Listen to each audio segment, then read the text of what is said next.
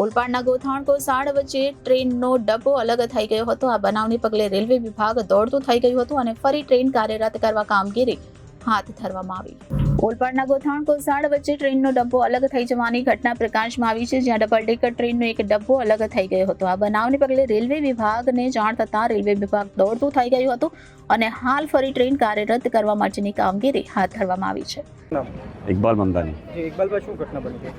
સવારે 8:50 અમદાવાદથી મુંબઈ તરફ જતી 12932 MMCT ડબલ ડેકર એક્સપ્રેસ જે છે એ અચાનક કોચ નંબર 7 અને 8 જે છે એ બે અલગ થઈ ગયા. ચાલુ ગાડીમાં એક બેન અહીંયા ઊભા હતા જે ટોયલેટ પાસે હતા. એ જોરથી બૂમ પાડી તો લોકોએ સમજ્યું કે ખબર નહીં શું થયું છે, એટલે ભાગીને બહાર આવ્યા તો ખબર પડી કે કોચ નંબર 7 અને 8 જે છે બે અલગ થઈ ગયા છે. એના પછી રેલવે અધિકારીઓને એની જાણ કરી. રેલવેના અધિકારીઓ અહીંયા પહોંચીને ખબર પડી કે જે કપલિંગ જે બે કોચને જોડે છે એ કપલિંગ તૂટી ગયો છે, જેના કારણે આ હાદસો થયું છે. આના કારણે હવે જે રેલવે અધિકારીઓ છે કોચ નંબર 7ને નીકાળીને 6 અને 8ને મળાવીને ટ્રેનને હવે મુંબઈ મોકલશે.